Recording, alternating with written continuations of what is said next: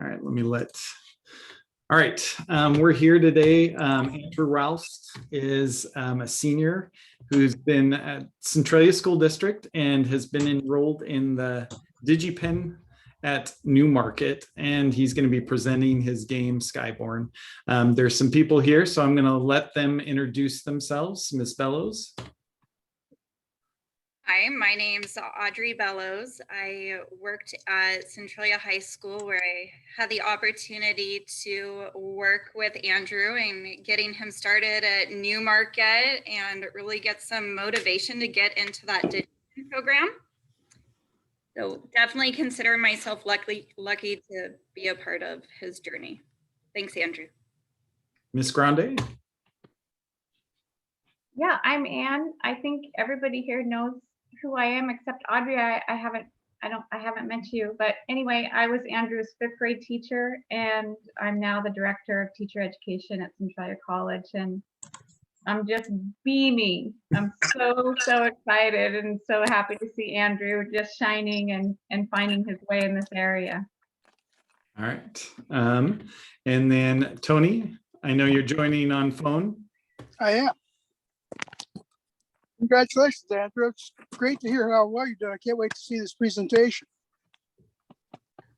All right, Miss Walton. I am Lisa Walton. I am the CTE secretary for the Centralia School District. All right, Mr. Lowe. Hi, Andrew. Josh Lowe, principal of Centralia High School. You probably know that, and it's good to see you, and I can't wait to see what you're presenting here. All right, why don't you share your screen? I warned Andrew and that all questions are on the board, your curiosity about it. So Skyborn is the game that he did. Yeah, feel free to interrupt anytime you have a question because we're going to be going through it quite quickly, and if you forget to ask something in the moment, you'll probably forget it, or it'll be drowned out by other things, and it'll be quite difficult to make our way back to it. So, to start with, this is my game. This is Skyborn. I worked on this for the past 7 months with my partner David, who goes to a different high school. He attends Newmarket with me, and we work on this basically, I think, 2.5 hours a day in class, and then however much time we have after class as well, we work on this. So, first of all, this is in the Unreal Engine 4 editor. So you'll notice that these bits on the side here, these are just parts involved with the coding. However, just for ease of access, I'm using this so that I can quickly change things and show you bits of the game without having to go through them manually.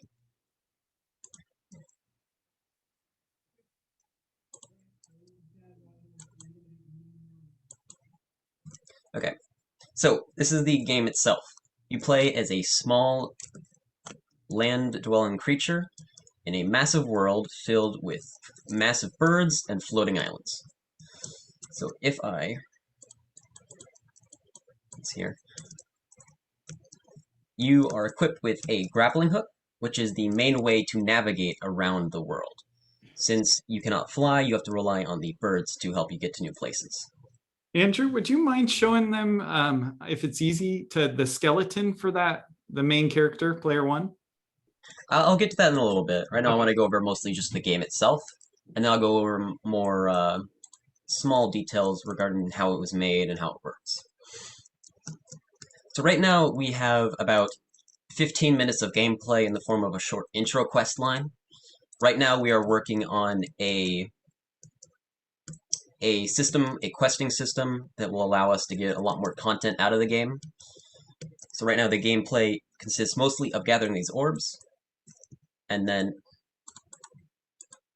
taking those back to this bird over here. For now, you can see it is currently injured on the ground, but once you gather all these, it'll take off and use it to explore the world. And you can see off in the distance, there's more things to explore. So, I'm going to go ahead and hop into what you were talking about there with the skeleton. So in order to control the movements of the characters and the animations, we have to set up the characters in a certain way. So I'll show you here with the player character.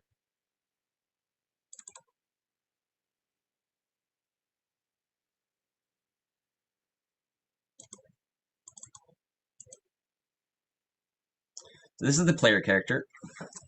It's based off of real life stoats and weasels. However, we are going to be taking a little bit of liberty with that and sort of creating our own customized species from it. Right now, there's very little animation. However, in future, we're going to have procedural animation, so the character will, as you're playing, figure out where you're going, and then create a walk cycle based off of that. Now, if I click here, you can see all of the bones involved. So if I real quickly... So you can see there's a spine going throughout the whole creature, and then there are individual bones for each of the 4 limbs. I can actually show you this in Blender, which is the program we use to create these models.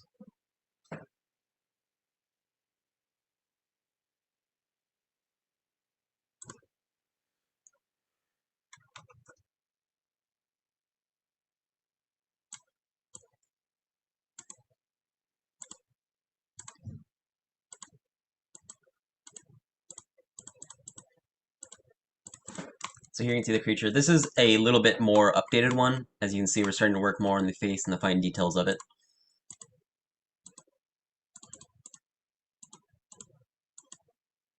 Or if I go to, let's see,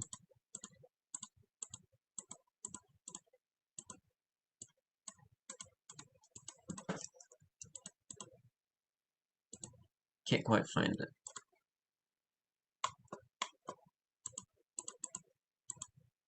Okay. Well, I suppose we'll just have to skip that part. But essentially, it works based off of a series of bones and bone structures which allow it to rotate all dynamically. So you can see here, I can rotate the head, or I can rotate different parts of the tail or limbs. And using this, we're able to create animation walk cycles and such. Was this pretty intuitive for you to learn? It works very similar to real-life skeletons, and so from that we can just use pre-existing resources to learn about skeletons, learn about bone structures, and a lot of this is built into the editor themselves. And then another thing for animations that we had to do a little bit differently was specifically with the birds themselves. So normally in games when you have animation, you have to have an animator go in and bit by bit make keyframes, try and make a handcraft animation, which takes quite a while, takes a lot of resources, and it doesn't respond well to changes in stimuli. So what we opted for instead was a fully dynamic system. So you can see here, this wing flapping motion isn't pre-programmed in. This is actually being simulated and being calculated so that it can happen basically without any pre-programming, pre-animation, or anything like that. Which means that this thing can respond very well to things such as differences in the environment. If it collides and its wings suddenly get stuck up, it won't suddenly break its animation. Instead, it'll just continue as if, like, as realistically as possible. Here you can see some of the code for that. This is just a small snippet of it. Much more is contained within smaller functions like this one. But essentially, this is what dictates how the bird flaps its wings and flies. Every time you show me something, I'm like, it's like you're revealing more and more of what's involved in this, Andrew. It's impressive. Yes. Game design, I like to say it's the one career that combines everything. You need to know math, you need to know biology, physics, arts, animation, and everything in between as well. So it's sort of you can't really learn it and just know it. You have to be constantly learning, constantly evolving, and constantly getting better. Essentially, the way I see it is that if you're not doing something new, you're not really doing anything at all in game design. And so that's what I've kind of had to base that off of. So Andrew, how'd you come up with storyline? Storyline, well, the storyline is actually based on the gameplay itself. So the way the game is going to work, and we're actually working on that at this very moment, but essentially, oh, I need to turn this back on.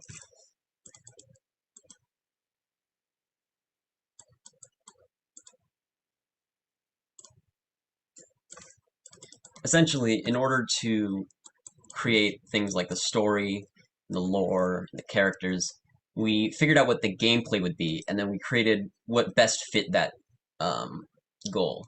So our main goal here was to make a sort of story that builds itself over time. So when you're exploring with a bird,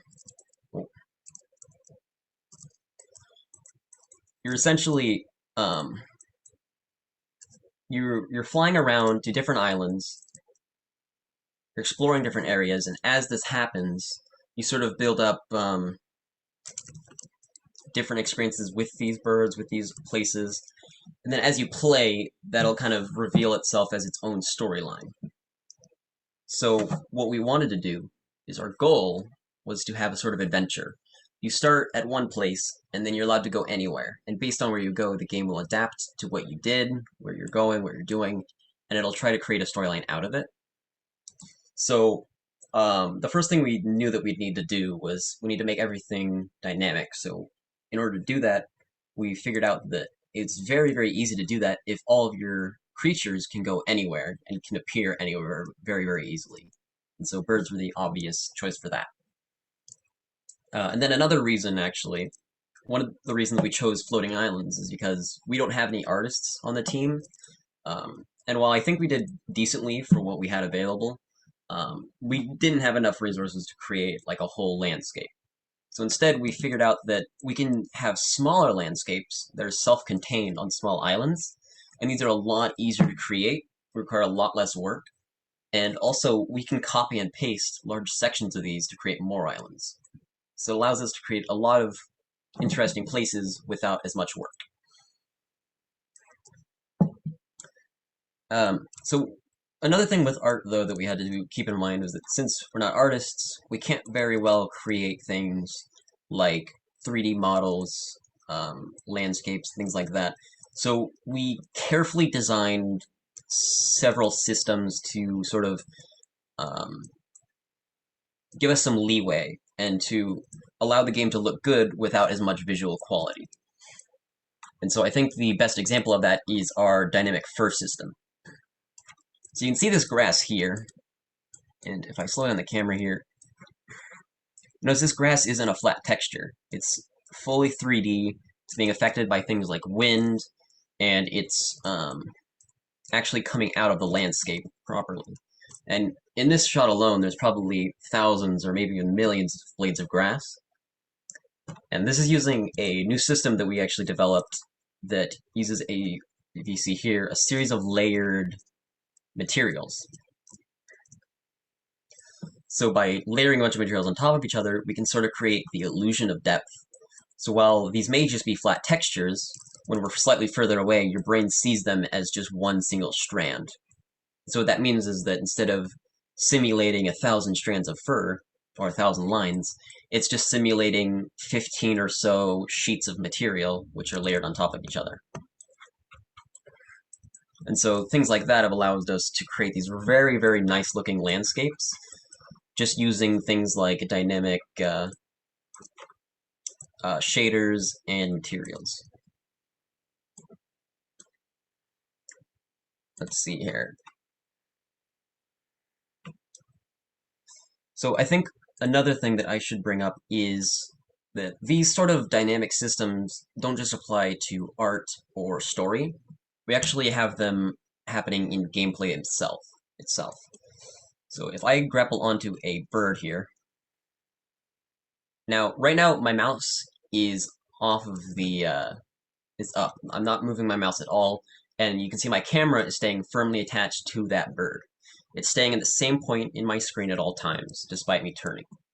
However, if I look away from it, all of a sudden my camera becomes unhooked, and I am looking at instead this landscape. If I look back, it just instantly recognizes that I'm looking at the bird, and it'll lock my camera to it. And this happens even if you're only looking slightly at it, which means that if you're looking, say, at something else that's flying alongside the bird, it'll all work correctly because it's not actually focused on the bird itself. It's just on its relative transformation. Then we also use that for several other systems, which are slightly more difficult to show off, and so we won't go into detail, but essentially by using things like this, we're able to create something that feels a lot more realistic, even if in actuality, it's much, much less realistic. So I think a good example of that is the local drag, is what we're calling it. Essentially, if a bird is flying forward, you stay next to it if you're traveling at the same velocity, which makes sense scientifically.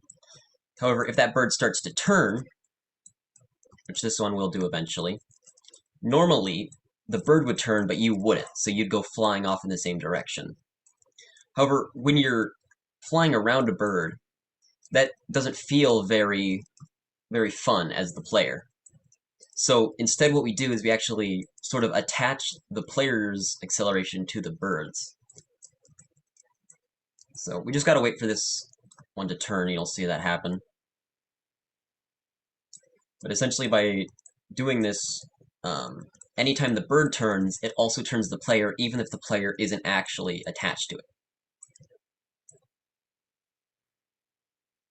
So you kind of see there, despite the fact that this bird is generating a lot of lift and going really fast and probably accelerating, it's not really moving away from us or kind of falling away from us.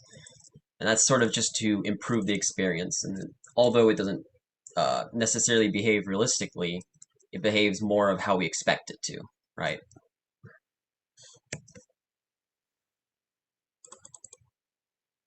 All right, so I think that's pretty much it. It goes over the basics of what we have so far. We entered regionals with this project and won second place, and then we entered state recently, and I think a few days ago we got first place at state. So in about a month, we're going to be going to nationals, and we're hoping to get as far as we can there. If we can, get a medal, if we can, and eventually, hopefully, if this turns out to be a good idea, we may even take this commercial, so this game could be a commercial product. Right now, You won this little tiny little scholarship too, I think. yeah, so Newmarket is part of a larger series of schools that all sort of vie for this singular scholarship. Digipen gives out one scholarship every year to one of the people in these programs. And this year, thanks to this project mostly, I was able to win the presidential scholarship for Digipen. So that's half tuition or almost $70,000. That's amazing. Andrew, I'll probably leave the recording on for a little bit longer, but then I'm going to shut it off so you get a chance to talk with a few people that are your super fans. Does anybody have any questions real quick? Well, I just want to say it's incredible. I wonder how many hours have you got invested in this? That's a good question. It's a hard one to answer. I've been working on this for about 7 months. I'd say on average, I put in maybe 4-ish hours a day on average. So if you do the math there, that's equal to, I don't know, 70, 30, like a couple hundred hours at least. It's been a huge project. I spent most of my time this entire year working on it. I think I've sort of gotten to the point where I've divided up time into time I'm working on this and time I'm taking a break. And that's not just working on this directly, like working on this project. I think I've spent more time working with simulations, working with math, working with diagrams, planning. I've got like 20 different Google Docs with different aspects of this game that we've been creating. I can actually open for well, currently we're working on the situation system, which is basically what's going to be managing the dynamic story. Right now we've got it all concepted out, we just need to implement it. And one of the ways we were actually prototyping it and coming up with how it would work is I created a full simulation of the game itself. So if I press play on this, see this right here dynamically simulates basically the entire game, and it has helped us to this and many other things has helped us to find the best way of doing things, find better ways to do things, and also find how things should work. So this isn't the only only simulation.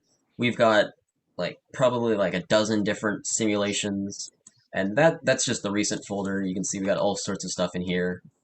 Um, Plus things. I think right now, if I open up like this, yeah, I just got this, and all of these are other things that we're working on currently.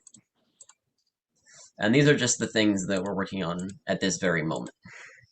So it's been a huge investment for me, and it's very rewarding, definitely.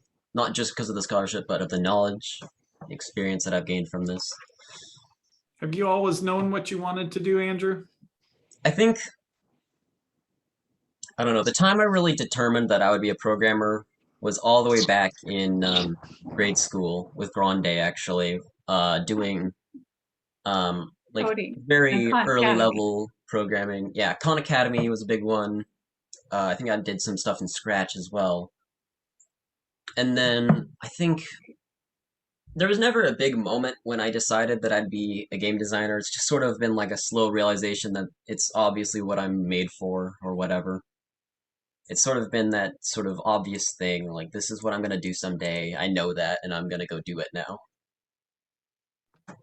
I think what was really kind of fun to see was that he would spend his recesses inside doing this, what he said was more remedial, obviously, but what a good teacher he was. So he had other students that began to want to stay in too and learn from him.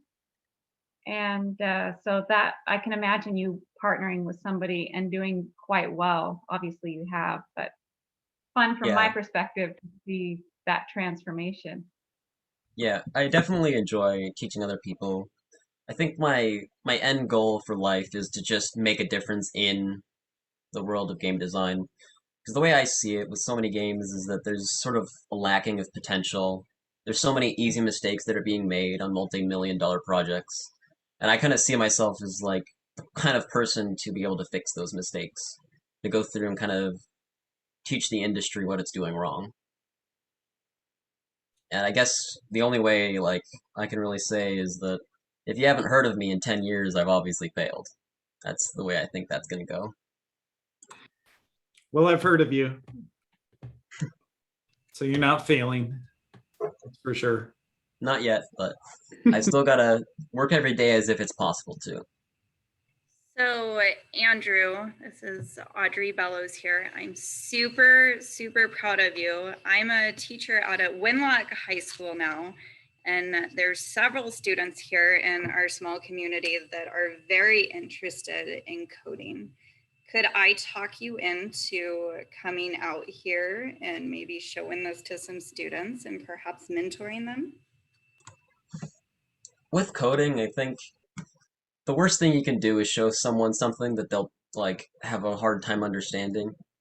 It's such a like a deep profession. There's so many layers to it that if you show someone something cool, a lot of the time they'll say they'll never be able to do it. But I do have a couple cool ideas. I don't know if I'd be able to go there like in person, but if you want, I can assemble some interesting materials for you. Um, Specifically, actually, I think I might be able to pull it up right now, but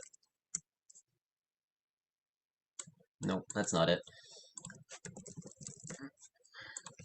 Essentially, I think the first big project that I ever worked on that was truly like something else was a 3D rendering program I worked on, I think my sophomore year, if I remember correctly. I think I finished it on the very last day of school. Just barely got it working before class ended. Um, and it was a 3D rendering thing that rendered fractals. And when I finally got it working, it was just such an amazing feeling. And I think that was sort of like the first step to me being able to do things like this. I did that one thing and suddenly I realized that like anything is possible. And so I just started doing anything. Yes, it most certainly is, and you are proof of that, Andrew.